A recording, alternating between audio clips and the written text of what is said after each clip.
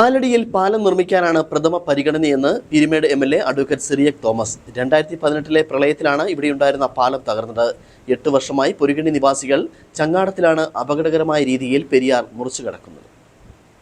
ഒരു നാടിന് തന്നെ യാത്രാമാർഗം ഇല്ലാതായിട്ട് 8 വർഷം കടന്നു പോവുകയാണ്. പൊരുകണ്ണി നിവാസികളുടെ നടപ്പാലം പ്രളയം എടുത്തത് 2018-ലാണ്. ഇതോടെ ചെങ്ങാടത്തിലാണ് ഇവർ പെരിയാർ മുറിച്ചു കടന്ന് മലയോര ഹൈവേയിലെത്തി യാത്ര തുടരുന്നു. അയ്യപ്പൻകോവിൽ പഞ്ചായത്തിലെ ആലടിയിലായിരുന്നു ഇവരുടെ നടപ്പാലം ഉണ്ടായിരുന്നത്. പ്രളയം പാലം കവർന്നെടുത്തതോടെയാണ് ഞാനിന്മേലുള്ള യാത്ര തുടങ്ങിയത്. പാലത്തിനായി മുട്ടാത്ത വാതിലുകളില്ല. കഴിഞ്ഞ തെരഞ്ഞെടുപ്പ് കാലത്ത് 9 ലക്ഷം രൂപ അനുവദിച്ചതായി ഒരു ഫ്ലക്സ് ഉയർന്നു. തെരഞ്ഞെടുപ്പ് കഴിഞ്ഞതോടെ ഇത് അപ്രത്യക്ഷമായി. പിന്നെയും MP, MLA എന്നിവരുടെ പിന്നാലെ ഒരു നടപ്പാലമെങ്കിലും നിർമ്മിക്കാൻ നിവേദനമായി നടന്നു. എന്നാൽ നടപടി വാഗ്ദാനങ്ങളിൽ ഒതുങ്ങി. സ്കൂൾ കുട്ടികളടക്കം ചെങ്ങാടത്തിൽ പെരിയാർ മുറിച്ചു കടന്നാണ് യാത്ര തുടരുന്നത്. എന്നാൽ ചെങ്ങാടം ഓരോ മഴക്കാലത്തും ഒഴുകിപ്പോകും. പിന്നെ ചെങ്ങാടം നിർമ്മിക്കും വരെ 4 കിലോമീറ്റർ ചുറ്റി സഞ്ചരിച്ച് ചപ്പാത്തിലോ കിലോമീറ്റർ ചുറ്റി സഞ്ചരിച്ച് ഉപ്പുതറയിലോ എത്തി യാത്ര തുടരേണ്ട അവസ്ഥയിലായിരുന്നു. പീരുമേട് MLA ആയി വിജയിച്ച സിറിയക് തോമസ് ജില്ലാ പഞ്ചായത്ത് അംഗമായിരുന്നപ്പോഴാണ് നടപ്പാലം പ്രളയം കവർന്നത്. റീബിൽഡ് കേരളയിൽ പാലം ഉൾപ്പെടുത്താൻ ശ്രമം നടത്തിയെങ്കിലും നടപടി ഉണ്ടായില്ല. ഇവിടെ പാലം നിർമ്മിക്കാനാണ്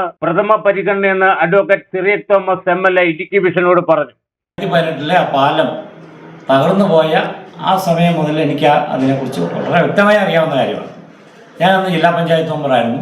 അന്ന് റീബിൽഡ് കേരളയിൽ ഉൾപ്പെടുത്തുന്നതിന് വേണ്ടി ആ ഒരു പാലം ആ രീതിയിൽ പുനർനിർമ്മിക്കുന്നതിന് വേണ്ടിയുള്ള എസ്റ്റിമേറ്റും ഒക്കെ അന്ന് എടുപ്പിച്ചാണ്. പക്ഷേ നിർഭാഗ്യവശാൽ സർക്കാർ അതിന് ഒരു പരിഗണന നൽകിയില്ല.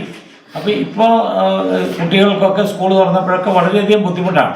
അവിടെ ചങ്ങാടത്തിലാണ് കുട്ടികളടക്കം പ്രായമായവരടക്കം അക്കരെ ഇക്കരെ പോകുന്നത്. അപ്പോൾ അവിടെ ഒരു പാലം ഉണ്ടാകണം. അതിന് ഞാൻ പ്രഥമ പരിഗണന കൊടുക്കുന്നുണ്ട്.